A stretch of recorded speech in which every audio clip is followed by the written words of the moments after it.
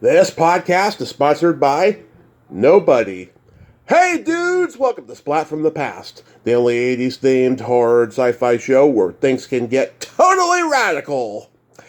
Now today I will be welcoming the multi-talented Rick Podell. Rick is a stand-up comedian, actor, writer, teacher. This guy has done so many things in show business. It is astounding. Oh my God. He has been on Broadway. He did stand-up comedy right at the height of the comedy boom. He's had all these Zelig-like moments in show business, you know. I mean, as far as TV credits go, I mean, he was on everything from Baretta to the $6 Million Man to Laverne Shirley. As far as movie credits go, he was in Hero at Large with John Ritter, Underground Aces with Dirk Benedict and Melanie Griffith. He co-wrote Nothing in Common with Tom Hanks and Jackie Gleason. He was in one of my favorite post-apocalyptic sci-fi movies, World Gone Wrong, with my good friend Catherine Mary Stewart. And yeah, he's taught acting at the Beverly Hills Playhouse. He's done a lot of great stuff, and it's going to be a great conversation today. We were supposed to do this back in December, but for obvious reasons, the holidays had to reschedule. Also, rest in peace, Wayne Kramer, guitarist for the proto-punk pioneer rock band, the MC5, one of Detroit's finest. I reposted his interview on WTF with Mark Maron yesterday from 10 years ago. Check it out if you haven't heard it. It is fantastic. Also, rest in peace, Don Murray, one of the great nonconformist movie stars of old Hollywood. Started off conforming, then he did things his way, becoming a TV actor and B-movie actor once he got sick of the Hollywood system. You know, he was in so many Hollywood classics before that, though. He was in Bus Stop, you know, Shake Hands with the Devil, The Hoodlum Priest, etc. And he directed one of the most criminally underrated movies of all time, The Cross and the Switchblade, with my friend Jackie Giroux, who's been on the show. Rest in peace, sir. You did it your way.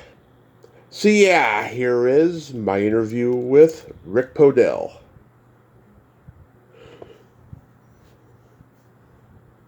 I can't tell you what a great honor this is. Thank you so much for taking the time today. Oh, of course. No, it's always fun. I love doing this kind of stuff. It's always great. What are you talking about? Thank you for thinking of me and liking what I do and commenting on me and all that. It's great. Absolutely. So, going back in time, did you gravitate toward acting early on in your childhood? No, really. I didn't hit anything in acting, honestly, till I was in college. Mm-hmm. And I was a basketball player, actually, in school, and I noticed every single young woman was going up to the theater arts department. So I thought, you know what? Maybe I should go and see what's going on up there. Mm-hmm.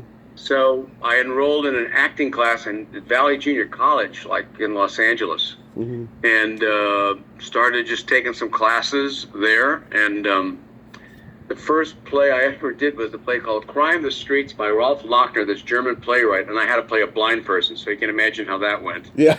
You know.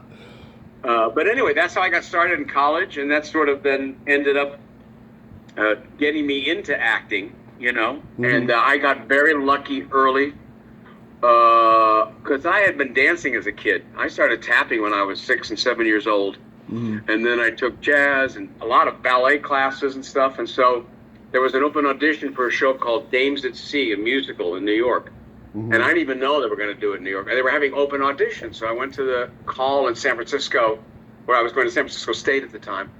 And the director said, hey, you know, I really like you. Do you want to do the show? I said, that'd be wonderful. I said, okay, can you be in New York Tuesday? So that was the first professional gig I got that way. And that's how I really got started into all this stuff, was in that musical, you know? Yeah. And just because I could hoop and sing, it opened a lot of doors, you know? Right. But I mean, as a kid, I was always joking around. I told someone today I would always get up on the lunch tables at lunchtime and do my show for all the kids. I would perform and make fun of all the teachers and stuff at school every day and stuff. I was the big entertainment, you know? Yeah, your class clown. Oh, totally, completely. I mean, I was out in the hall more than I was in the class for talking. I was out in the hall, I'd say 50% of the time at school. I didn't My best friend was the janitor. Oh yeah. Yeah, because he was the only one on the hall with me.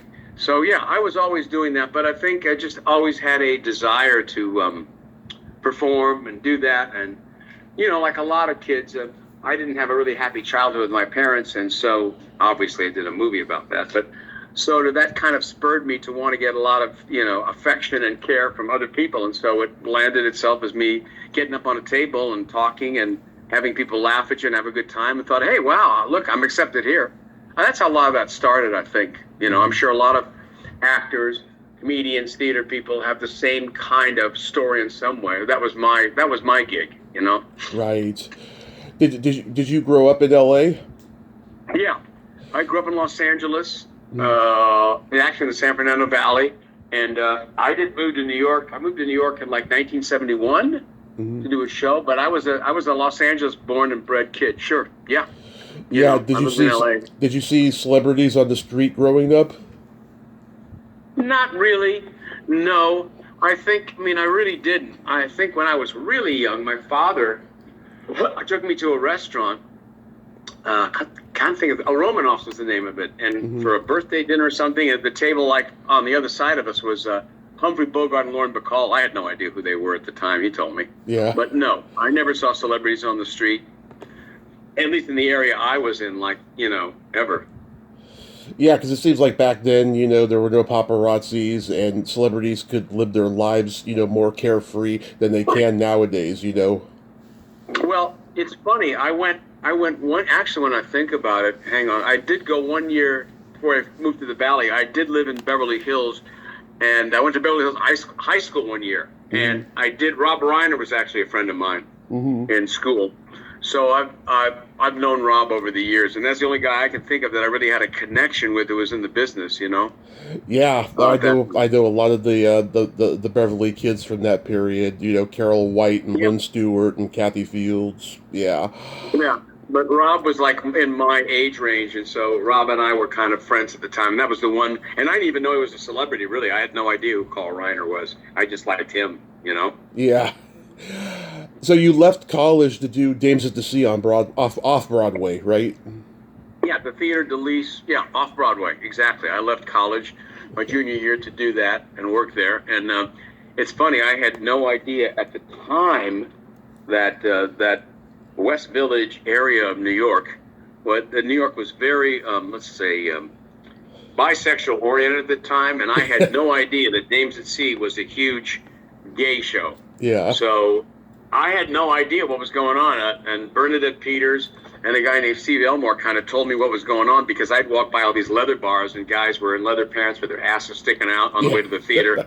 I had no idea what was going on. And Sunday night was always, they told me date night, where guys would be holding hands in the audience and everything. And sort of, I was kind of naive. It was kind of a very interesting introduction to life that way. And again, I had no idea anything about the show, except it was a spoof of the 30s, and I was tap dancing, and it was fun. And Bernadette and Steve Elmore kind of hit me straight as to what was happening, if that's the right word to use. Yeah, I can imagine. But it was fun. It was really fun. I can imagine, though, being a male dancer, though, in those early years, though, I'm sure girls rejected you because they thought you were gay because it was so rare, Actually, the opposite. When they found out I was straight, thank God. So, I if I was interested, I had a whole bunch of beautiful, wonderful, smart women to choose from, because I was the only straight guy around. So, I tried not to abuse that power, but that was really the thing, at the time. Right. But I'm sure glad I had that dance background, because almost every show I did, everywhere I went, especially in the musical theater area, acting and drama is different, but in the musical theater area, most guys have two left feet. So it always put me one up in the casting, because I could move around. And it gave me a one up on a lot of other actors who could sing and act, but they couldn't move. And so you couldn't do a musical if you can't do anything like that. You're gonna spend a lot of time trying to figure out how to make it work. So I felt that was a lucky thing I accidentally ended up falling into, Yeah. Was Mother Earth the first Broadway show you did? Absolutely. Exactly. Written by Tony Tennille, directed by a guy named Ray Golden, And yeah, that was the first Broadway show I ever did. And I think it closed like 3 or 4 nights after it opened. But that was the first show I did. And what was interesting about it was we were at the Belasco Theater. And upstairs, the stage manager in the Belasco Theater was the apartment that David Belasco, the famous theater director in the 1900s, his apartment was up there. They had an apartment in the attic upstairs. And it was really freaky.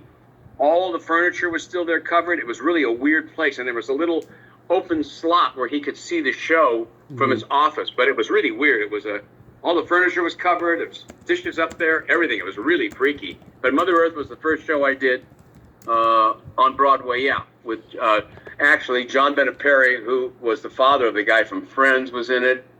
And Kelly Garrett and a bunch of other people. And yeah, that was the first Broadway show I ever did, you know. Yeah, was it just a bad play, or it didn't catch on with the public? No, it was horrible. It was actually now it might do better. It was a show about climate change and climate, and how the Earth was being destroyed by climate and shit. And at that time, no one gave a shit about any of that stuff. It was, you know, that the songs were okay, but who cared about fucking, you know, the air? The air is bad. 1970s, who gave a shit? You know, so. I think the show just died for that reason. I think it was just, if it was way ahead of its time, but I think it was all sketches too. It wasn't really a book show, you know. Yeah. You'd come out and you'd play a cloud, or you'd play rain. It was really fucking stupid, you know. Yeah. So, but the good thing it got me in front of a lot of wonderful casting directors. It got me started. It introduced me to a lot of people, and that helped steamroller start up a lot of different things, you know. Yeah. I was very fortunate for that. You did Evita on Broadway. Was that when Patti LuPone was in it? No, that was with a lady named Valerie Perry came in to do the show at that time. I missed Patti, but I did that, and actually it started my relationship with Andrew Weber. But my Weber relationship really started with a show called Joseph and the Amazing Technicolor Dreamcoat. Right. And that was originally, for your audience, people are watching and listening and caring and eating French fries while we're talking. That show was actually a 10-minute children's show. And Andrew Lloyd Webber and Tim Rice expanded it to a regular musical. That's why if you listen to the show, that's why I'm playing the narrator. There's hours of, it was red and green and blue and yellow, and because they had to expand it all. And at the time, I had no idea who they were. I thought they were just weird people. Robert Stigwood, all these guys. Who the hell, you know? Yeah. But I formed a good relationship with Andrew Lloyd Webber. Yeah. And that ended up leading me to a bunch of other things. But that's a great show. Evita still is. It works. It's a great show, you know. And an era now, I guess, of Trump and all these other things, it stands up as kind of a, you know, show about power and all that stuff and everything. It was a really interesting show. And the audiences for Evita are like, they're passionate, man. They'll come and see the show. We had people come and see the show 5, 6, 7, 8, 9, 10 times, you know? Yeah. Like kind of Rocky Horror Show. They just loved the music, and it was all sung. There was not really any dialogue at all. And that was one of the first kind of shows that sort of did that, where, wait a minute, there weren't scenes. It was just the whole thing was sung. So... Yeah, what did you think when Alan Parker and Madonna made that movie? Well, I thought they did a great job with it. You know, I mean, I had no problem with it at all. You know, I think people are way too hard on entertainment sometimes. You know, as you've talked to so many people, a lot of people, and you know, movies are so hard to do. To get a movie made is impossible. It's so difficult. Yeah. If you get one made, you know. That's credit to you. But I thought they were fine. They did a good job. I mean, I thought Madonna was good casting for that. You know, movie musicals will, especially in the era of the 70s and on, maybe in the 40s, no one cared. It's very hard because it feels artificial. You know, you go to the movies and someone starts singing without an orchestra there, and everything. It just feels weird, you know. And I think that was sort of the end of the generation of the 40s and the 50s. Well, they liked to go to musicals. They weren't caring about that. But then as time went on, you know, more and more audiences, wait a minute, where's the band? Wait a minute, why are these people singing? Why aren't they just talking? It ended up being difficult to do. But I thought the movie was good. You know, I thought she did a great job. She absolutely did. And then you and Weber did Sunset Boulevard with Glenn Close. How was that experience? Oh, that was fucking awesome. I did that show like 400 or 500 times. That was wonderful. It was really a funny story. I they were auditioning and I couldn't get an audition, so I called the casting director, Vinny Liff, who I knew, and I said, "Hey, Vinny, is there a part for me?" He said, "Hey, there might be something. Why don't you come to when you're in LA now?" I said, "Yeah." He says, "Okay, we're gonna have auditions, so come and audition." So I went to audition for all of them, and they called my agent back about a few days later and said, "No, there's no interest in him. It's not going any further." I said, "Okay, what are you going to do? We've talked to a lot of actors. What are you supposed to do?" So I left it. And then about 4 or 5 months later, they called me back and said, "Hey, we want you to come in again." Mm-hmm. I thought, you'd already decided what you're doing. Well, no, they want to see you again. So I came in and I was ready to sing and do my audition. And I don't know if this got me the part or not. The director was great. And Andrew Lloyd Webber walked in just as I was about to sing. And I turned to him, I said, "Andrew, you're late. Do you have a note?" And everybody started fucking cracking up. Now, the weird thing about that show was one of the songs I sang in the show, I was the only actor at auditions who were never asked to sing any music from the show. I thought that was so weird. And they told me, the stage manager told me, there were 5,000 people who auditioned for 10 parts. Mm-hmm. So, man, I look at that and think, wow, what a luck out. But Glenn was great to work with. The director was great to work with. She was very funny. I think that's why they went with her instead of Patti LuPone, because Glenn was really funny. And Patti was not funny. Patti was very serious in the part, which I understand, but Glenn made it funny. And it was a pleasure. And we did it in L.A., we did it in New York, and it was a lot of fun. There wasn't really any drama with Glenn at all in the show. It was just, the only thing I will say is I'm so happy over the years that I had such good acting teachers and good acting technique, because when you do a show 400 times, there are nights when you just don't feel you can get it up to do the show.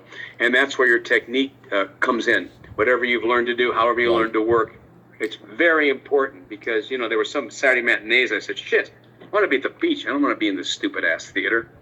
But it was fun. I loved it. Andrew was very gracious, a great part. And I said, it was nice to have that long of a job. It was just great. Although at the end, I was sort of going nuts. And when Betty Buckley came in, I kind of left and came back home to L.A. I'd kind of had it with New York for a bit. But it was a great run. And I'm very fortunate to have had that opportunity for sure, Yeah. You did a show for Ginger Rogers, too, right? You've done too much research, Tommy. I know. You've had all these Zelig-like moments in showbiz. Yeah. Ginger Rogers was interesting.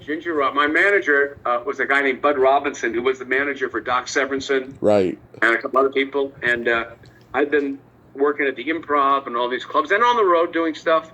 I'd opened for what did I open for? Got off on Patty Austin and the Mills Brothers, everybody. Cher, worked with everybody. And he said, "Hey, Ginger Rogers needs an opening act, but you have to be really clean and everything." I said, "Okay." So I went on tour with her as her opening act. And she's a fucking incredibly great lady. What a great lady. And she used to always introduce me. And she'd say, this wonderful young comedian, you've seen him on television, on all the talk shows, Rick Podell. And ladies, he's single. That's the kind of thing that, wow. Yeah. And but the scary thing was when she would sing Stevie Wonder, that put your hair stood up. When she would come out in feathers and go, "Mi amor, da da." Oh my God. Anyway, two funny stories about her while funny. One is I was with her the night her mother died. And that was really traumatic. And, the story about her, her mother was like the driven behind her, the show business, like queen behind what happened in her career. And the story supposedly, she sort of nodded, was that she walked into a meeting with, I forget who it was, Jack Warner, one of these guys, and her mother was under the table servicing one of these guys. And she walked in, and Ginger Rogers' mother pulled her head out and said, "I'm doing this so you don't have to." Wow. Wow. and then we were at a place called the, I hope this is interesting. I have no idea. It is. It is. And we were at the Fisher Theater in Detroit doing her show. At the Fisher Theater in the 70s and 80s, Detroit was a very dangerous place. The whole theater, the Fisher, was all blocked off with, guards and everything. Anyway, there was we had 4 dancers in the show. Hal Bourne was the musical director, me, and her. So Michael Cody was having a birthday party. Mm-hmm. So she said, I'm gonna have a party for all of you at my hotel room at the Pontchartrain Hotel after the show. So we go up to her room. Tommy, she has 7, I mean huge layer cakes. She had a cake for each member of the cast. Mm-hmm. What? I mean, crazy, right? Yeah. And anyway, everybody leaves, and I'm ready to leave. She says, oh, please stick around, Rick. And I thought, oh, my God, what's this about? So she put on a Fred Astaire and Ginger Rogers movie on a tape, and she watched it. We watched it together, and she talked about it. And that was like one of the most genius things ever. Did you get to meet Fred Astaire? No, I didn't meet Fred Astaire, but just got to watch her. But the other part of that story is she came to see Sunset Boulevard one night. And she was in a wheelchair by then. And the cast is standing around, and the stage manager came back and says, hey, Rick, Ginger Rogers is here tonight, and she wants to come back and see you after the show. And the whole cast was like, are you kidding me? Are you kidding me? She came back, and I got to introduce her to Glenn Close. And I got to be with the two of them in the dressing room while they talked, and that was fantastic. You know, I mean, 2 legends talking to each other about show business and the jobs and the roles and everything. That was, you couldn't top that. That was a great moment for me in my career to listen to those 2 just talk about everything and then compliment me in addition. That was fun. Oh, yeah, that is great. What year did you start doing stand-up? I started doing stand-up. Actually, what happened was in New York, I got signed by Universal Studios to a movie contract, a picture contract. And I went out to L.A. to do that. And, I didn't realize that they would loan you out to a studio for $5,000 and they paid me $500 a week. But who the hell knew that? Anyway, it was like, I think 76, 77, and my contract was up with them. And I just didn't have any idea what I was going to do. I mean, I didn't have a lot of money in any way. So someone told me, hey, you're always funny. Why don't you go to the Improv? I'll introduce you to Bud Friedman. And why don't you get up and see, maybe you want to try stand-up. Mm-hmm. So 76, 77 was I first started doing stand-up. And I think for the first 6 months or so, I was one of the worst stand-up comedians ever. I think I got 4 laughs in 4 months. Nothing. And I kept writing, kept working on it. Finally, it started to catch on. Mm-hmm. And so I started doing it then. And then I found this manager, Bud Robinson, and then started working. And as I was working in the 70s, I went to England to work. I did a lot of work with everybody doing it. But I found a hook. And one of the big things, if you can find a hook to your act, it's great.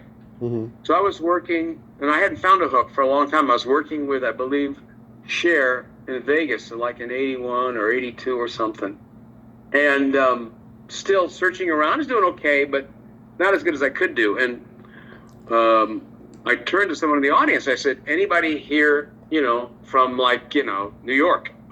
And a guy from the audience goes, hey, man, leave us alone. Just do your act, okay? We don't want to talk to you about anything. And I thought, that's the hook. So every night after that, I would work out the audience. I'd say, anybody here from England? And I could go, no, Rick, we're not from anywhere. We're just an audience. Leave us alone. We're just people with taxes, problems. Just do your material and don't bother us. Leave us alone. And that caught on so much that I think a year or 2 later, I was working with Tina Turner in Vegas. And I turned to the audience and says, everybody having a good time? And the whole audience goes, no, Rick, we're not having any kind of a time. Just do your act. Leave us alone, huh? We're just a group of people. And that was my hook. Wow, that is great. And that hook worked everywhere. It worked in England. It worked everywhere I went. And audiences would just chime in. I could say anything. I could say, yeah, I just got a phone bill. No, Rick, we don't care about phone bills. Leave us alone. We're just an audience, okay? We're just a group of people. Don't bother us. Just do what you do and stop talking to us. It was killer. Yeah. And then other acts said, I want to work with, hey, hire that guy who does the, I don't know anything, Rick. Just leave me alone. So that was a big hook to stand up. And I did stand up for a long time. And then I think maybe 82, 83, I said everything I had to say. And I was kind of thinking, do something else, man. It just doesn't feel like this is what I want to do. So then I sort of stopped it and went back to acting full time, and then started doing some writing. I found a fellow comic, Michael Preminger, who was a writer, that was started working as a writing partnership. And so I kind of left stand-up and went to acting and all that other stuff. Right. But I'm happy I had that experience, because anytime I've done a play or something, or when it needs comedy in it, because I've had that 8 or 9 years of experience doing stand-up, I have a sense of what can be funny and what can work, And it was a big help, always a big help. But you were part of that big, comedy boom that was happening. I mean, even Michael Keaton was doing stand up in those days, and there was Jack Raymond was Jackie Bananas, and Sam Kinison, Andrew Dice Clay was starting. It was a magical time. Oh yeah, yeah. Here's the Michael Keaton story. So, I was working with Cher, but I got a movie called Underground Aces with Dirk Benedict, who became a good friend of mine, right. And a bunch of other people who were in that film. Terrible film, but fun to do. And my manager knew Cher's manager and said, hey, he said, what about Michael Keaton to replace Rick for the week? He can't do this. And I said, okay, they did it. And I got a call, I don't know where I was. We were shooting the movie. It was the second day, and my manager called and said, Jesus, Michael Keaton just fucking bombed the hell out of that place. Cher is so pissed. You got to go back there, and even if you're shooting during the day, you go back at night and do your act. So Michael was a brilliantly funny guy, but a Vegas comedian's a totally different thing. Those jokes are about family jokes. Those jokes are about slot machines. You got to be really square to do Vegas, at least at that time. And now it's probably different, but at that time the audience was really square. So yeah, but there was a big boom. There was who's still my friend, Jay Leno. Billy Crystal, Richard Lewis, who's my buddy. All these guys were still there. The only guy who consistently kept bombing every night and was awful was Larry David. Yeah, yeah, you get pissed off at the audience. That's what I heard. One of the worst stand-ups ever. But hey, and Jerry Seinfeld, all these guys. It was a boom of comedy because also at that time, there wasn't any really heavy DVDs. There wasn't any internet that way. Everybody was going to clubs to see comedians work. Yeah. Nightclubs were huge. And that was a golden age of Richard Pryor. All those guys were, doing that stuff. Charlie Fleischer. There were so many guys who were successful doing stand-up at the period. And all of us would be hanging around the Comedy Store, waiting in the lobby to go on, all of us. Kip Addotta. I mean, there's a million guys who were doing their act, and all good. You could go there at 9 o'clock at night, and from 9 to 1 in the morning, it was a great night of stand-ups, Yeah, remember Billy Braver? Of course I know Billy Braver. Of course, yes. With the lunchbox, yeah. Oh, God, yeah. Billy, I can't think of all the guys, but there were so many.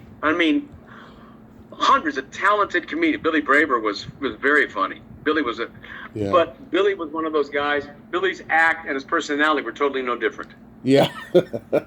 He had this schleppy kind of personality that he brought on stage, and that was his act. But you could go through a whole list of them, and everybody worked the Comedy Store and the Improv.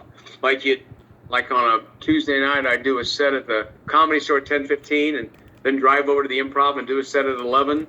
And, my house was filled with yellow pads, and you tape every night. Every night you did the show, you'd tape it, you'd listen to it, you'd try to improve it. People don't understand how hard comedians work to come up with 5 or 6 new minutes, based on material you had, how you did that, how you worked that. It was a full-time job. And if you were a comedian at that time, we were all working at least 6 nights a week. If you didn't have another gig outside of that, you got up every night and you worked. Because it was also... stand-up is like a lot of things. It's kind of addictive. And once you get into it, man, the audience laughing, the rush of it just keeps you coming every night. It's like a drug, man. It always was like a drug to me at that time because there was that audience and they were laughing and you had a good time and you were accepted, and people loved it. And so I think a lot of guys were in it for that too, not just the success and the money. It gave people a feeling of approval. And most comedians, a lot of the guys that I knew, had such kind of tough childhoods. When I say tough, not accepted so much. Maybe they were kind of dorky. Girls didn't like them, whatever. So that gave them a sense of belonging, I guess is the word I want to use, to something, Yeah. Did you know Freddie Prinze and Alan Bursky? Oh, of course. I still talk to. I saw Alan Bursky at the. There was a 60th birthday party for the Improv, Mm-hmm. and they had a big party, and they got and Jay was there, and Larry David was there. Yeah, and Alan Bursky was there, of course. When Alan started doing comedy, he was like 16, 17. He was one of the young kids doing it. He, Oh he, yeah, he was like the youngest guy to go on the Tonight Show until Allen broke that record. yeah, exactly. And now Byron Allen is a billionaire. I think he's trying to buy Israel, isn't he, or something, or buy China or something. He's got a lot of money. I think he was trying to buy McDonald's or something. Yeah, very smart. Oh, no. Yeah, Alan was the youngest guy ever to get up and work, Yeah. And I think his dad was managing him at the time. And, yeah, Alan was like 17 when he got up and did the Tonight Show. Yeah, it's crazy when you look at it in today's world. I remember seeing you on an evening at the Improv. You had some great jokes. I remember you did the Bowling for Downers one, and Yeah. the one where you said that the phone company called you Jew boy 3 times. Yeah. Now, it's interesting, Tommy, though. I don't think you can do that joke today. No. I think the audience is way too sensitive in the wrong way to do that kind of material. They get very upset. You get letters, Oh yeah. There was stuff you could do in that period. Yeah, that was one of my favorite jokes. But again, it's funny, and it's funny to you and me, and probably funny still to a lot of people. Yeah. But if you did that on the Tonight Show, oh my God, you'd get letters and stuff. You get a call from the Israeli government. People would, Yeah. It's because everything is internet based. Look at fucking Taylor Swift. She's just dating some guy, and everyone thinks she's conspiring to get Biden elected, and she's working with the NFL and all the people. People are not nice about this kind of stuff. No. But at that time, yeah, I loved it. I loved doing stand up, and thanks for remembering some of the material. Oh, absolutely. I had fun writing stuff, and and it's funny. My sister lives in San Diego, and Jay Leno's mechanic, who she was very close with, was getting married. So she went up for the wedding. Mm-hmm. And she introduced herself to Jay. I guess she'd never met Jay. And Jay said, "Oh, yeah, Rick Podell. Yeah, I know Rick. Rick is way too good looking to be a comedian." That sounds like something Leno would say. That was his comment. That was Jay's comment. Yeah. Funny stuff, Funny. Yeah. So you get signed to Universal and you start working on all their television shows. Every one of them. Absolutely. I've talked to so many people who were under contract at Universal in the 70s. They all claim to be the last one, whether it's Sharon Gless, Peter Fox, Tara Buckman, Sarah Rush, but you guys were all certainly part of the last group of people who were under contract at Universal. Oh yeah, I worked with Sharon. I worked with Sharon Gless. I did episodes of Switch. Whatever that show. Switch. Oh, absolutely, Yeah. And got to meet Natalie Wood several times. What a great lady she was. Yeah. Oh my God. One of my lady who ran that was a lady named Monique James and Linda Abbott. Yeah. And they were two of the most foul-mouthed people you could ever meet. Yeah.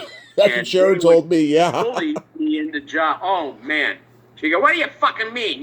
Rick Podell's going to do this part to me. Doesn't he? You can go fuck yourself." And she'd hang up the phone and stuff. And I was the last group, and this like 76 or whatever, 77.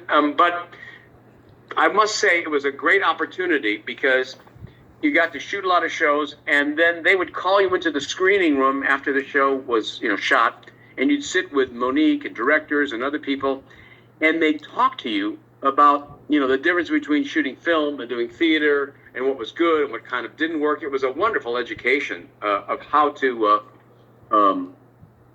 take care of yourself in a film and the difference a little bit and what you needed to fix or do. They were like great teachers that way. And I had some, very helpful. Jack Klugman was helpful to me.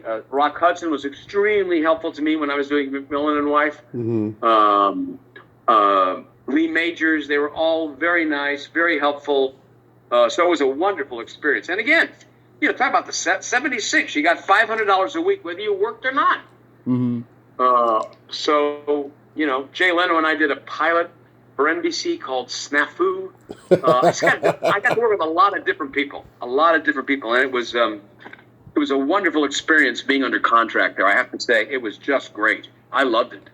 Mm-hmm. Tell me about the Baretta experience. Oh my God. Actually, till the end of his life, I sort of was in contact with Robert Blake because we both studied with Milton Katselas at the Beverly Hills Playhouse, acting, and he was in that class, and I met him doing an episode of Baretta. I think playing Pretty Boy or something, some episode of that, and he was tenacious. And I remember the first scene we had, he and I and another actor who was a famous acting teacher in New York, George Loros, wonderful actor. And it was about cut diamonds or something. These shows were such bullshit. And Blake would turn to me and say, "Hey, Rick, you going to do that in the scene? What the fuck is that? No, you don't want to do that. Take your time with this. Don't do that. Come on, man. What are you doing?" And he would let you know right away if he approved of what you did or didn't. He was very blunt that way. With me, with other actors, with directors. But I think the second or third episode I did or whatever with him, I just, I knew what I was doing and I was just tired of it. And at one point he said to me, "Hey, Rick, why don't you come around the other way instead of that way?" And I turned and I said, "Hey, Robert, just shut the fuck up, okay? Let me just act." And he started laughing so hard. And that was really the start of our friendship. Mm-hmm. And he never called me Rick after that. He always called me partner. "Hey, partner." Yeah, Burt Young, who we just lost, was in that episode. Yes. Yeah, What a Richard. great guy. Oh, my God. But a very, very, very unbelievably underrated actor. Fabulous actor, Burt Young. And the nicest guy in the world. Yeah. Really good. There's a lot of good people did that show. And they always have legendary directors, Bert Brinkerhoff, really good people. And a lot of his directors were theater-based people who'd studied with Strasberg and Meisner in New York and really knew what they were doing, Yeah. But he ran that show with an iron hand, man, with an iron hand. When you were on Switch, there was an episode with Wayne Newton. Did you get to work with him? Yeah, goddamn, look at you, Jesus, you're going through my whole life. Yeah, I did, and his hair was the same color then that it is now, 40 years later. Yeah. Yeah. Yeah, Wayne was. I got to work with him. He was great. We got invited to see his show in Vegas and everything. And Robert Wagner was great. They were great. That was a really good. Charlie Callis had to crack everybody up all day. Oh, Charlie Callis has to be that fisherman thing. He did that thing. He was one of the funniest people of all time. But Charlie Callis is like a lot of comedy people, and Dom DeLuise is like that too. Mm-hmm. He's gone too. They were just funny ordering lunch. They were just funny. Just funny. Charlie was incredible. Charlie was great, and the joke about Charlie was he was so skinny, you didn't have to fly him. You just faxed him from town to town. How about the $6 million Man? Yeah, that was a lot of fun. Lee Majors was great. That show it was interesting, that was part of the Universal thing. That show, what was interesting to me about that show was, obviously when you look at it now, it's a cartoon. Mm-hmm. But those people treated it like you were doing Shakespeare. Yeah. And they were like so serious about all this stuff that was so silly, Mm-hmm. But it was a good experience doing that show. Again, I liked working with Lee. The other people on the show were good. But like a lot of these kind of shows, when you come onto them, mm-hmm. they have been running for 3 or 4 years, and so they're in a groove of how to do it. Yeah. There's nothing really like new that goes on. They shoot it, they do it. They don't take a lot of time. You shoot the scene, and if you thought, a couple of times I thought, God, I'd like to do that again. I think I could do something better. No, forget it, Rick. It's fine. We're moving on. But Lee was great. Lee was a wonderful guy, I don't think, to me, he was more a personality than he was an actor, and I give him a lot of credit because I think he knew that. Yeah. He wasn't trying to be a heavy actor. He knew that his thing was just to follow the action, Yeah, the raised eyebrow. Exactly, yeah. Hey, listen, I still get checks from that. They're 50 cents and $1, but I still get checks. Oh, yeah. That show was popular. Yeah, residual checks, yeah. I get checks from LA Law for 4 cents. Why they send them, I have no idea what I'm supposed to do with that. Do people still call you Count Dracula? Sometimes, yeah. Sometimes, you know, it's weird when you do as much stuff as I have. It's certainly weird. I was on my friend Norman Stiles, who actually created a lot of the characters on Sesame Street. For me, sorry. All these guys who were on my friend Norman Stiles, he created a lot of the characters from Sesame Street. Anyway, we're on the subway in New York. This was maybe, I want to say 5 or 6 years ago. And I'm sitting there, and this woman is staring at me. And Norman says to this older woman, like in her 50s or something, he says, "What are you doing?" She says, "Listen, I know he's an actor, and I know he's been in something that I've seen. So can you tell me all the shows you've done so I can remember which one I've seen on the subway?" I said, "I don't think so, thank you." You know, I was in New York, and I had done an episode of Cheers where I played a rabbi, you know, to Kelsey Grammer and what's her name? I forget her name now. His wife on the show. And after the show aired in New York, yeah, thank you, guys. Yeah. Good. And I'm walking down 86th Street in New York, and some lady walks by me, pats me on the ass as she walks by and says, "You were really funny last night." Keeps going. That's New York. Yeah. So yeah, a lot of people recognize that. They recognize all kinds of other things. When I worked in South Africa, I did stand-up in Sun City, which was the only city in South Africa that was sort of like mixed at the time. And I was there. I worked with George Benson, and then I worked there with KC and the Sunshine Band. And it was a mixed audience. 5,000 people, huge. It's like Vegas, you know. There's gambling, and then there's lions a couple of miles away. It's really fucking weird. And one of the jokes I had in the show was, I said to this woman, I said, "Do you believe in sex on the first date?" And she said, "No." I said, "How about the last?" Big laugh. So I'm about a week later. I was there for 2 or 3 weeks at a time. I'm walking through the mall in Johannesburg or something, or maybe I don't remember. And this Indian guy in a turban is walking toward me, smiling. And he looks at me and he goes, "Rick Podell." He says, "You don't believe in sex on the first date? How about the last?" And he keeps walking. But that was a good experience though, working with Sid and Marty Krofft. Oh, that was fucking awesome. It was great. You know, as I said, I've been so lucky. Maybe a lot of people come on and dish people, but I can tell you, I have almost every experience I've had has been a good experience. And I think part of the reason for that is I like people. I love talking to you. I like working with people. And I kind of set it up to make it work that way. You know, if someone has a problem or something, I try to work with them. I don't have an ego that way. So most of my experiences are good because I bring a lot of goodwill to the table. Right. And I think if you do that, you're okay. If you have an attitude or an ego, or you have some chip on your shoulder, I think that's when things become difficult. But again, you've talked to a lot of people, and for me, it's a blessing to be able to still do what I have done for a career. I made a really wonderful career doing a lot of these things. So I feel grateful about it, and I don't like that ever get in the way. And if anyone, people come up, they want pictures or autographs or whatever they want to do anytime or talk to me, I'm happy to do that. I'm happy to converse with people and communicate with them any place, anytime they want. That's wonderful.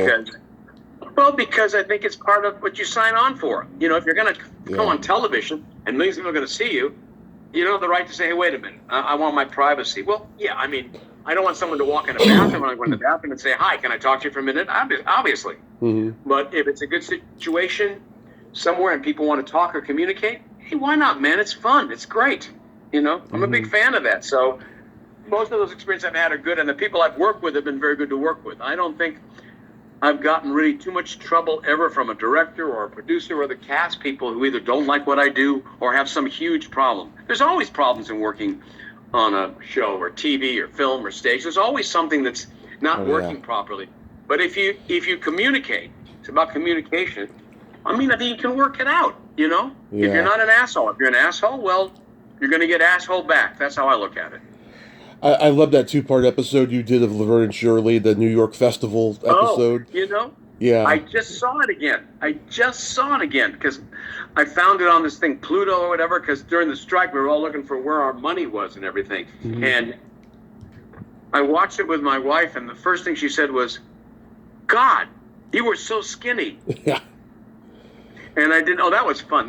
I love Penny. I love both of them. I've had a good relationship with them over the years. I was so sorry when Penny passed. Yeah. It was great to work on that show. It was a wonderful duo episodes of that. And that was a show everybody was watching at the time. That was if you were on that show, wow, everybody saw it, because that was a great series. And that was, to me, right up there with the Lucy Show and all those things. Just great, great stuff. So I really enjoyed it. They had you play like a Fonzie type, Gino. Yeah. Yeah. It was like an Italian, an alter ego to Fonzie, exactly. Sure. Yeah, of course. Like Squiggy was. Yeah. Squiggy. I love those guys. Squiggy and the other guy, man, they were one. That show was wonderfully put together. Yeah. And we shot that on the lot with a lot of extras, man. That whole Italian Gennaro Festival. It's funny. Was that really New York though? No. It was the L.A. It was Paramount. It was on the set. The soundstage. Yeah. Yeah, but I wanted to say that maybe 4 or 5 years later, I was in New York, and I went to the real San Gennaro Festival in Little Italy. Mm-hmm. And wow, it was amazing. They got a lot of things right, but just amazing what a festival that was. No, we did it all on the Paramount lot on the back stages there. Yeah. Yeah, we used to have an Italian festival in downtown San Mateo, where I'm from, and it used to be great. You'd get like authentic Italian pizza and pasta and everything. Yeah. The food was incredible. Wow. I mean, you just had to eat selectively, otherwise you get totally filled up in 5 minutes. Yeah. So, I loved it. It was great. How about the Paul Williams show? Oh God. I'm depressed that never went to series. That was it was a wonderful pilot. And Paul and his manager were great, and he's passed now, but I give great kudos to Brandon Tartikoff, who was running NBC at the time. And the only people who wanted me for the show were Paul Williams and Brandon Tartikoff, and everyone else at NBC was against casting me. Mm-hmm. For whatever reason, you never know. No, he's not who we want. And Brandon went to bat and said, no, Rick is who we're using. Absolutely, forget it. And it was interesting. At the time, Paul was, he got over it, and I'm happy for him. But he was really into coke at the time. Oh. And, man, he would be doing it, He had a salad bowl full of cocaine, and I didn't do any of that stuff. But he was really into it at the time. And then I'm glad he recovered, and he's a great songwriter, and he was great to work with, wonderful. I think maybe the show didn't work because it was about, a singer and his manager. I played his manager, and it was like, those kind of things, unless there's something, like Maestro, the Bernstein movie is something else, another kind of celebration. Doing a series about a singer and his manager, I mean, think about the people you know. I mean, if you're a butcher, you own a deli, you're a teacher, what do you care about those people? They're not, unless they have something extra going on. But it was fun. It was great. I loved doing it. And I've always thanked him when he was around, Brandon Tartikoff, for giving me the opportunity, because he said yes, everybody else said no. So sometimes you get lucky that way, Yeah. I used to watch Hero at Large when I was a kid because I love superheroes, and this movie still makes me laugh when I watch it. John Ritter was just so talented, and Ann Archer and Burt Convey and Martin Davidson, who did The Lords of Flatbush, and Eddie and the Cruisers directed it. I mean, how great was that experience? It was wonderful. John and I remained very close friends till the end, which was sad, but Ann Archer and I were in the same acting class with Milton Katselas. Mm-hmm. And when that part came up, I had an agent at ICM named Ina Bernstein, who was a monster agent, great agent. And they asked me to read, and I read a couple of times. And then they asked Ann and I to do an improv. And the improv was, Marty Davidson set it up. He said, okay, it's a bar. and you've got to try to pick Ann Archer up in this bar. That was the improv. So I decided, talking everything, I decided what I was going to do was I was going to have the most incredible coughing fit you could ever have. I must have coughed for about 4 or 5 minutes. And everyone's laughing, and Ann finally goes, "Excuse me, are you okay?" I said, "Yeah." I says, "You're just so beautiful. I was choking." And that's how I got that part. Wow. Yeah. And that was a first-class Hollywood. But we were in New York shooting for weeks. But here's the story about that I hope your audience finds amusing. So I wore glasses up to then because my eyes were not great. And I always wore glasses. But for the shooting, I didn't need to wear them, the scenes and everything. Anyway, Marty says, "Okay, Rick, we're doing this scene." And they bring around a Mercedes in the middle of New York traffic. I said, "Okay, Rick, I want you to drive this car with her in it. You're going to go down to Fifth Avenue, make a right turn, and come back on 73rd Street. I could not see without my glasses 2 feet in front of me. And I said to Marty, "Can I wear glasses?" "Oh, no, you don't wear glasses in the whole movie. You can't wear glasses now." And I don't know how I did it. I made it. I could hardly see anything. And then when I got back to LA, the first thing I did was call the eye doctor and say, "I need contact lenses." It was a great shoot. It was a lot of fun. Ann was great. John was great. One of the fun parts about that, it's interesting, when you do a movie, they don't only put you up in the air, but they also give you a per diem for food and all that stuff because you're out of town. And something happened where they had to shut down for 2 weeks. So I was going to go back to LA, and Marty said, no, we don't know what we're going to do. You got to stay in New York. So they paid for my hotel. They paid my salary. They gave me per diem to just be in New York for 2 weeks, doing nothing till they're ready to shoot again. But it was a great experience. He was wonderful in the part. She was amazing, great to work with. Anna's still a good friend, a fabulous actress. I had so much fun doing that. It was wonderful. It was wonderful. Going back to Underground Aces, was that mustache already yours? No, it wasn't. But here's the interesting part about that. When I went to audition, they wanted some name actor who they couldn't get. So I went to meet with Jay Weston and whatever, and they said, "Okay, I said, we're going to hire you." So my manager called my agent at the time, a big William Morris agent. I can't think of Joan Hyler. Hyler, that was her name, Joan Hyler. And she represented like fucking Peter O'Toole, all these great actors. Yeah. And my manager said, "I'm calling about this part in Underground Aces." She said, "Bud, I've told you. They already have someone cast. They're not casting anyone else. That's done." She said, No, they just hired Rick. And she said, "Oh, that's wonderful." So the other part of that was, they asked me in the audition, "Do you drive a stick shift?" I said, "Sure, absolutely," which I did not. So my friend Steve Tannen, who played for the New York Jets, who was a roommate of mine at one time, he had a stick shift Volkswagen. I said, "Man, I got a couple of days. You got to teach me to drive stick." So we drive around. I'm still doing horrible. We get to the set, and there's this Corvette, in the movie, this big Corvette, man, this massive engine Corvette. And the director says, "Okay, Rick, get in the Corvette. We're going to have you drive to this garage here." Turn the ignition on.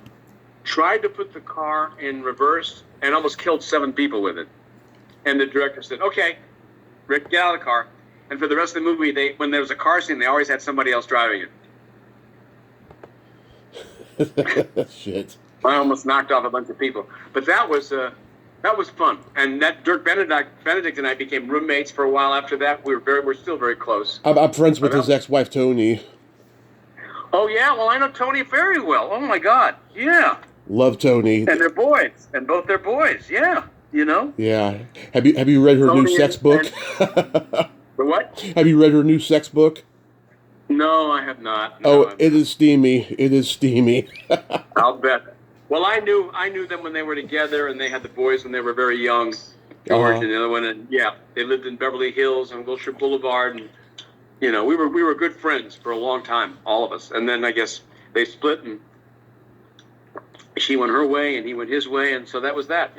Yeah, she's a wonderful person. Wonderful person. Oh, I love Tony. She's always I think I'm friends with her on Facebook. She's very gracious. I still, communicate with her a few times. So, yeah. Wow. 6 degrees of separation. See, everybody knows everybody else. Yeah. You played the lead in Lunch Wagon. I remember seeing that on USA Up All Night back in the 90s. I think Gilbert Gottfried showed it, and I know you knew Gilbert. Oh, yeah. Gilbert and I worked we were doing a stand-up tour. We were hired. We were working the Montana State Fair. Oh my God, we followed like a buffalo chip throwing contest, and the audience was all these guys, cowboys in white socks and cowboy clothes and everything. And you can imagine Gilbert's act. Yeah. And he was fucking dying. And in the middle of his act, he said, "Please, somebody in the audience make an obscure Jewish reference, please." Yeah. He died. But yeah, Underground Aces. I mean, Lunch Wagon became, I didn't know that. Lunch Wagon became a big cult movie on the college circuit. I had no idea. Uh-huh. And I didn't know that till one of my sons lives in New York, in Manhattan. And he called me, and I was coming to New York. He said, "Hey, Dad, we want to set up a Lunch Wagon screening." I said, "What do you mean?" He says, "Well, all these friends of mine who went to college, that was their favorite movie in college." I said, "You got to be kidding me." No, this was it. So we set up a Lunch Wagon screening, and I kid you not, I think there must have been 40 guys there who all wanted, they brought posters for me to sign, T-shirts, photos, and they like commented on every scene. It was hysterical for a movie like that. It was really funny. Now, those were 3 Playboy Playmates who were in that movie. Kate Keaton, well, I forget their names, but anyway, and Dick Van Patten was in it too. Yeah. So it was a really low budget. Louisa Moritz. I mean, the guy who directed it won an Oscar for short. Ernie Pintoff. I mean, come on. Roseanne Caton in there. I've been trying to get her on here for a while. It may happen this year, but there was her. Roseanne and Pamela. Oh yeah. So yeah, not Roseanne, but the other 2. And it's 8 in the morning, and Dick Van Patten and I are walking past them, and those 2 are talking. And I think Pamela was their name, Pamela Bryant, that was it. Yes. Said to the other girl, he said, they're talking to 2 of them, we're walking by, and she says, "Oh, what did you do last night?" And the other one says, "I forget." And then she says, "Oh, wait a minute, I was with you." That was a bizarre shoot. That was a lot of fun, And Ernie told me to just make up my own dialogue. Just go. Say whatever you want. If we're going to run the camera, do whatever you want to do with it. So a lot of that was just me improvising stuff because they allowed me to do that. Also, Biff Maynard was in there, and Mike Mislove from the Ace Trucking Company. I've talked to him. Great guy. Oh, yeah. Then 10,000, whatever. The lead song was by that group that was very famous. No One Walks in L.A. I think that was one of the songs in it or whatever. I forget. Motels or something, or 10,000 Maniacs, or one of those groups. Oh, but Missing Persons. Missing Persons, that was it. The fucking movie did great. I'm telling you, it was like everywhere people watched it. Every college I talked to, even Princeton, they were looking at it. I mean, Columbia, that was a big, get some grass, get some beer, and let's watch Lunch Wagon. Who knew? The 2-part Family Ties episode is a pivotal one because that's when Andy was born. Yes. Yep. That was Gary Goldberg, Gary David Goldberg, who hired me and was just a great guy, a fabulous producer. And he said to me, "Hey, Rick, we're hiring you. You're one of my favorite comedians and actors." He says, "Do whatever you want with that sequence. Say anything you want. We're going to write some dialogue, but you do what you want. You just improvise and have a lot of fun." And I'm recognized still so much from those 2 episodes because those were that was one of the hugest watched episodes in all of television ever. And Gary, who since passed away, was great. One day he had me up to his office, his dressing room, wherever he had an office, and he said, "Hey, come on, I'll show you something." So he said, "You should start writing comedies. I'll show you something." So he showed me, and he had a check from Paramount, and that was for the future showings of Family Ties. Now, this was in the 80s, right? He had a check on his desk for $10 million. Wow, $10,000? 10 million. Oh, 10 million. Sorry. 10 million. But Family Ties was great. Love working with all those people. That was fun, and I got to do whatever I want. Come up with stuff and everything. Yeah. And everyone saw those episodes. Oh yeah. Then certain stupid people asked if I actually worked for like PBS or something. They thought that was a real station or something that I was employed by. Okay, thank you. I love Nothing in Common. It's been a staple of my life since I was 4. Yeah, I mean, it hit HBO in the summer of '87, and it was on all the time. I loved it. I heard you say previously that it was considered for Kirk and Michael Douglas at some point, right? Oh yeah, they wanted to when we first wrote the script and gave it to my agent at William Morris. We got a message saying that. Because I knew his son, Kirk Douglas' son, not Michael, but the other one. We were kind of in an acting class together, and Kirk and Michael, I guess, got a hold of the script and wanted to do it, and they offered us like $10,000. We said, "What are you guys talking about? Forget it, no." Anyway, after the movie was done, I'll go back in a minute to it. Years later, when I was studying with Milton Katselas, he asked me if I could get Kirk Douglas, who I knew, to come to the acting class and talk to the actors. I said, sure. So I picked up Kirk at his house, drove him to the meeting, and he was wonderful, funny, gracious, terrific. And as we were leaving the class to walk back to the car, he said, turned to me and he says, "You see, Rick, you didn't think I was funny, did you, huh? You see, I could have done that part. Look how funny I am."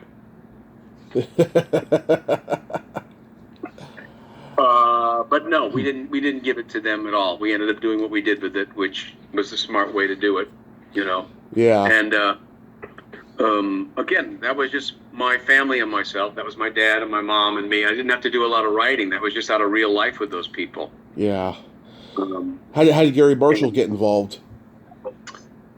My agent at the time, I guess, knew Gary. Maybe he was I don't know if he was with the agency. He might have been. And I sent her the script, and she sent it to Gary. And he read it and called back 2 hours later and said, "I want to do it." And I know who to get to do it is Jackie Gleason. And Jackie said, okay. Now, the thing about Tom Hanks, which was interesting, who's still a friend and all that, Tom had a deal with, forget what company it was, but he had a movie deal. And Ray Stark's company. Yeah. And he went to the meeting. And Ray Stark said, "We have a movie we want you to do." This is the story I heard. And Tom Hanks said, "Well, I have a movie I want to do." And they both put out the scripts, and it was Nothing in Common. Oh, that's fantastic. Now, what I didn't know at the time was that Ray Stark's son had committed suicide. Oh. And that's one of the reasons he wanted to do it. Wow. I didn't know that. But anyway, so that's how that came together really fast with everybody.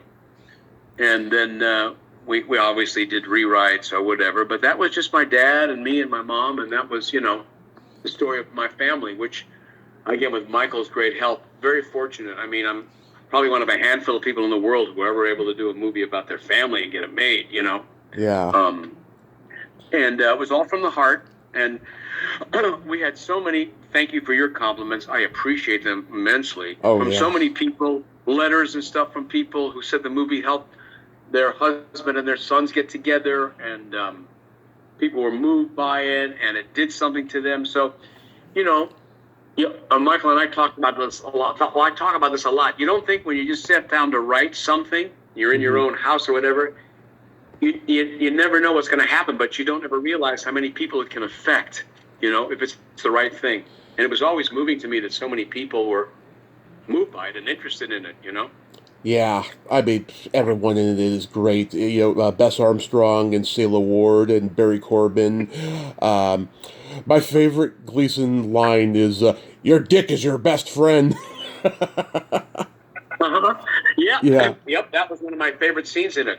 Actually, Michael and I have written a musical of it with a couple of people, and we're seeing if we can get it on. We're working on it right now, see if we can get it done. So we thought it would make a great musical. Oh, yeah, that would be great.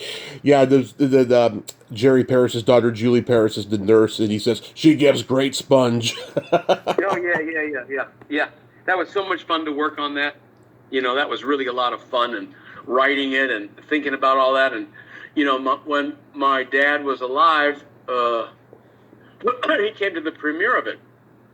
And Ray Stark said to him, Mr. Podell, he says, we've been living with you for a year and a half or so. We're so happy to finally meet you. And my father said, after the movie, he said, yeah, he says, I enjoyed it. I just wish I'd gotten laid in real life as much as Rick said I did in the movie. And when I told him that Jackie Gleason was playing him, he said, I don't think Jackie Gleason has the emotional depth to play me. Wow. So that's my father.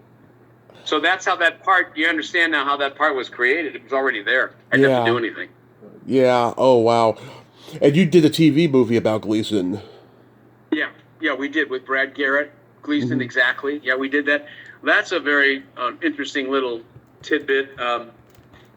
We wrote the script, and then Showtime CBS bought it, and they let the option lapse. There was an option they were supposed to pay for, and they let it lapse. It didn't happen. And so the producer, a smart lady, went to NBC, and NBC said, we'll do it. And then there was an article about the Trade magazine. And Les Moonves called me at home. Said, Rick, you cannot do this. Jackie Gleason is CBS.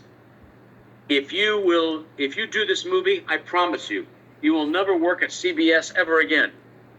And I said to Les, I said, oh, you haven't had me come in to read for anything in a year. You mean I'm going to read less than I am now?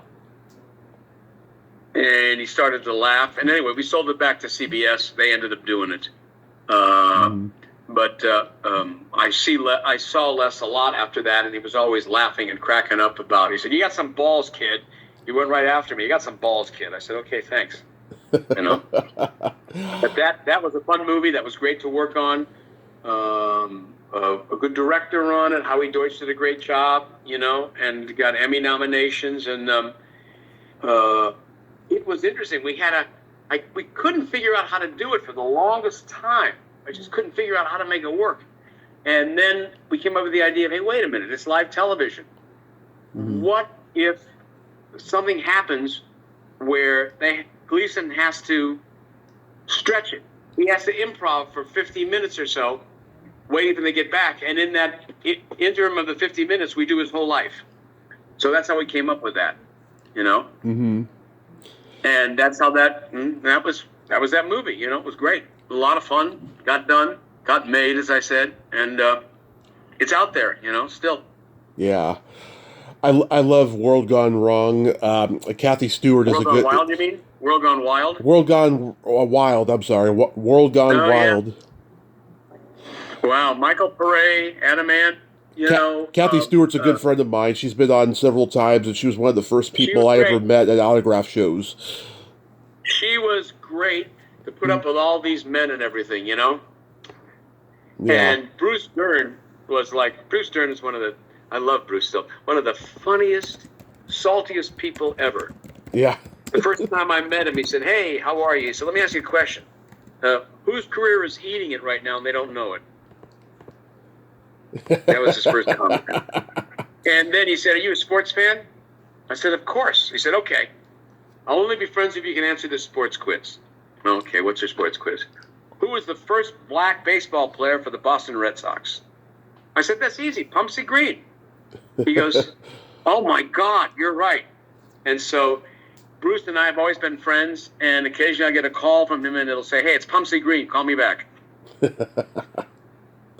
That was a fun movie. It was hot, though. Man, it was hot. It looks hot. We were out and, we were in Tucson, man. I had a beard and this jacket. I mean, it was 100 degrees out there every day, Yeah, you guys are dressed like these 19th century snake oil salesmen in those medicine shows. Oh, God. You have no idea, Tommy. It was like 100 every day. And then the place we were shooting was like an hour from where we were staying. Oh, God. It was a rough shoot. That was very rough and tiring. You'd be out there till 6 at night, drive back to the hotel at 7, eat dinner, get up the next morning, go back out and shoot again. And all those heavy clothes, and I had a beard at the time. Oh my God, Arizona was never under 105, 106 degrees the whole time we were shooting. Yeah, Anthony James, he was such an underrated actor. Absolutely wonderful. All those actors in that movie were really great. I tried to get a print of it. I couldn't find one. My son wanted to do a shoot night with it, but we couldn't find a print of it, so I don't know what happened to it. Yeah, I think it was released on DVD at some point, but I think it's out of print maybe. Yeah, I don't know, but it was fun. It was a hell of a fun movie to do, that's for sure. And Catherine was a real trooper, boy, to put up with all those guys, Adamant and all of us. She was great to do that. You know? Kathy's got two brothers. She loves being around the guys, I'll tell you. But that was just her alone on the set, the only woman, and it's hard sometimes. But everyone got along with her, and she's great, really terrific actress and a good lady. I like her a lot. Yeah, she's the best. And you kind of saved the day. You put your cigarette out on that guy who's got the gasoline, on him and stuff. Exactly. And when you talk to Kathy, please say hello for me to Catherine. Say hi. Absolutely. So I will tell her. And so beautiful, and was great in the movie, and a fabulous person. She still is beautiful. She's like ageless. Yeah. One more movie I want to bring up: The Unborn. Ugh, yeah, God. The Unborn. Holy shit, man! You're like, I feel like I'm coming out of the grave. The Unborn. Oh my God, yeah. That with what's her name? You got to work with a pre-success Kathy Griffin. Yes. Yeah. That was the weirdest. That was a Corman movie. That was one of the weirdest shoots ever, man. Brooke Adams. I thought it was so. Yeah, Brooke was great. What a strange movie that was, Yeah. In a kind of way, kind of a little kind of sideways thing of that movie with Mia Farrow and the other guy. Oh, Rosemary's Baby. Yeah. It's kind of like a little play on that, but. That was a really low budget movie too. Oh my God! The old joke was the cameras were coin operated, and the meal penalty was you had to eat lunch. But that was fun. That was a good movie. That was fun to do. I had a couple of good scenes in that, and Roger Corman couldn't have been nicer. Cool guy, really good guy. Kay Callan, I love her. I've had her on, and also. Oh yeah. No, all these actors kind of crisscross each other and all these things. That's what's interesting. Yeah, Lisa Kudrow, her and Kathy were at the Groundlings at that time. Oh, yeah, that's right. Wow. Well, you see the evolution of all these artists over the time and the people you've liked and interviewed and talked to. You see why they all end up in good places. They all end up having a road to what they've done. And the road is training, and the road is doing things and learning and making mistakes and finding where your craft is, where you are. And then you also need a lot of luck, man. It's a lot of luck. Yep. So what you got going on these days? Well, I'm still acting. I still, audition for things. I'm doing that. I'm writing a play. I'm reading for things, creating. I haven't stopped doing that. I'm working as hard as I ever did to get content going. I have really good agents. I auditioned for some Broadway musicals that are going on the last month or so. So I'm solid. I'm still working and doing my thing, and looking for the next break like a lot of people and having fun doing it. Key is to have a good time. That's great that you still have a desire to do Broadway, because certain actors, when they get to a certain age, they're like, I can't do Broadway or stage anymore. It's a young man's game. But that's great that you're still at it. Oh no. I sing every day. I sing a couple hours a day. I would do a Broadway show in a minute. Wow. Any particular shows you'd like to do?